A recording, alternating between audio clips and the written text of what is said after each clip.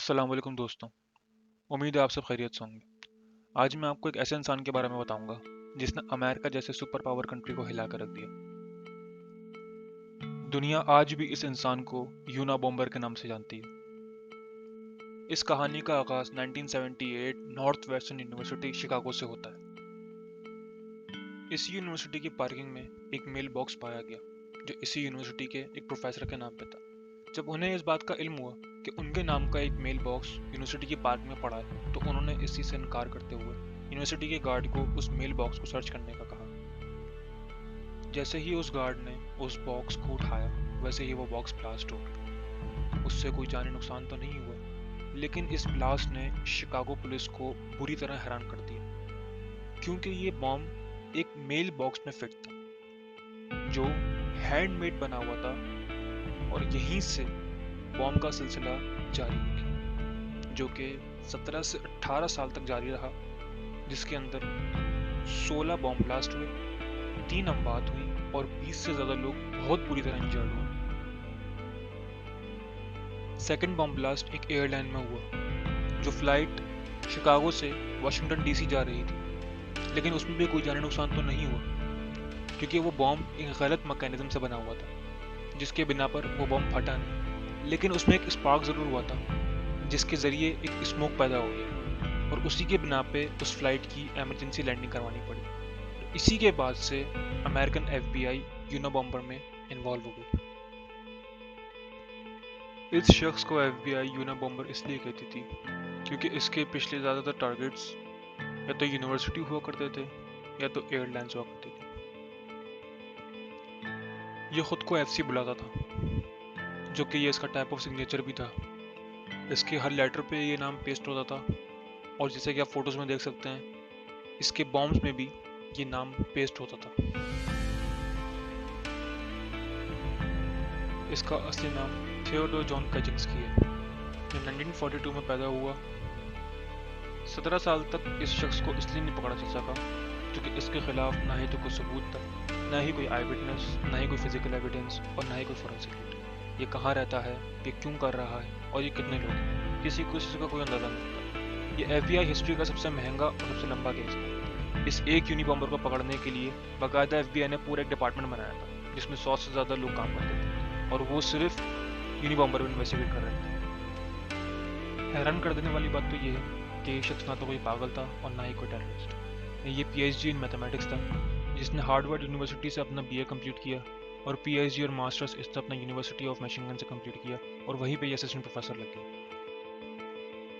1971 में उसने Lincoln Montana के बाहर एक छोटा सा केबिन बनाया और वहाँ रहना शुरू कर दिया, जिसका साइज 10 बाय 14 फीट था, जिसमें ना तो कोई बिजली थी और ना ही कोई पानी की सहूलत। वो एक बिल्कुल सादा जिंदगी गुजारना चाहता था। सवाल ये पैदा होता है कि टेड ने एक सादी जिंदगी गुजारना और बम ब्लास्टिंग क्यों शुरू कर दी। वो टेक्नोलॉजी के खिलाफ था।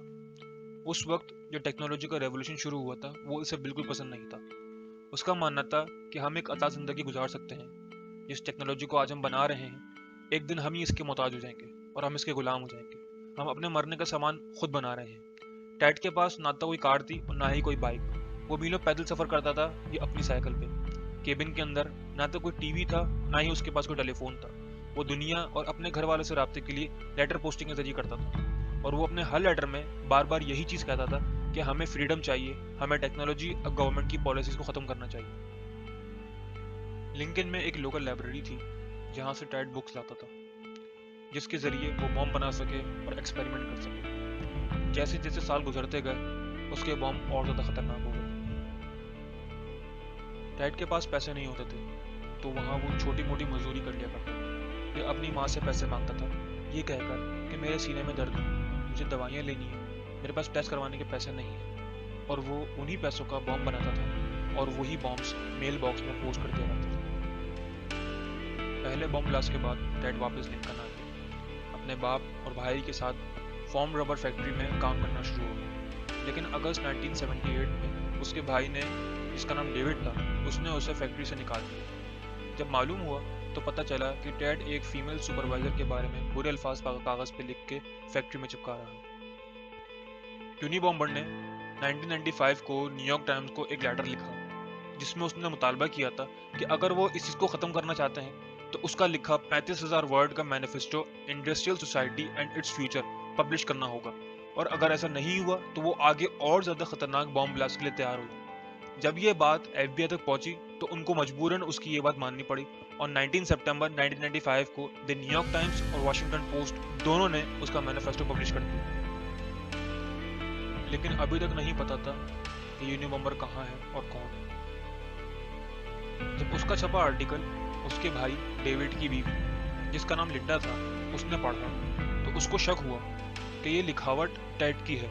जब उसने ये बात डेविड को बताई तो उसने ये मानने से इनकार कर दिया और कहने लगा कि टेड का इन सब से कोई ताल्लुक नहीं, वो एक अलग सुकून की जिंदगी गुजार रहा है, ये काम किसी पागल या किसी टेररिस्ट का है। लेकिन जब लिंडा के फोर्स करने पे जब उसने वो आर्टिकल और वो लेटर्स पढ़े तो टेड उन्हें भेजा करता था, तो उनकी लिखावट और उनके अल्फाज मिलते जुलते थे। उसने एफबीआई को फॉरेंसिक के लिए कॉल की, लेकिन एफबीआई ने पहले ये कहकर मना कर दिया कि ये दोनों लेटर्स अलग अलग हैं, उनमें कोई कंपैरिजन नहीं है, क्योंकि एफबीआई के पास ऐसी बहुत सारी मेल्स आ रही थी जिनमें सस्पेक्ट की लिस्ट 2417 थी और जिनमें टैड की लिस्ट का नंबर 2416 था। लेकिन डेविड के कहने पर जब दोबारा फॉरेंसिक हुआ तो उन्हें पक्का यकीन हो गया कि ये यूनिबॉम्बर टेड ही है। 3 अप्रैल 1996 को एफबीआई ने यूनिबॉम्बर को अरेस्ट कर लिया, लेकिन टेड को इस बात का यकीन बिल्कुल नहीं आ रहा था कि मुझे कैसे ढूंढ लिया। तो उसने एफबीआई से सर्च वारंट मांगा और देखना चाहा कि मुझे किस बिना पे पकड़ा है। तो उसमें लिखा था कि मैचिंग ऑफ वर्ड के बिना पे उसे सस्पेक्ट करार दिया गया है। जब उसके केबिन की तलाशी हुई तो वहां से एक तैयार बॉम्ब निकला जो कि सिल्वर शीट में लिपटा था, और अंदर से बॉम्ब बनाने का मटेरियल, बॉम्ब बनाने की बुक्स और उसकी कुछ मूछें, ग्लासेस, जर्नल्स, एपॉक्सी और टाइपराइटर, और ये सारी चीजें उसको साफ सस्पेक्ट करार दे रही थी। जब उसका ट्रायल शुरू हुआ तो उसके लॉयर ने उससे कहा कि अगर तुम यहाँ से रिहाई चाहते हो तो तुम्हें पागल बनने का नाटक करना होगा। जिसको सुन के टेड ने इस बात से इनकार कर दिया और कहने लगा कि अगर मैं इस बात का एतराफ़ कर लूँ कि मैं पागल हूँ तो जिस मकसद से मैंने अपनी पूरी ज़िंदगी गुजार दी वो सब खत्म हो जाएगा। जो रेवोल्यूशन मैं शुरू करना चाहता हूँ लोग उसको पागल समझ के बुला देंगे और उसकी सारी ज़िंदगी की मेहनत में पानी फिर जाएगा।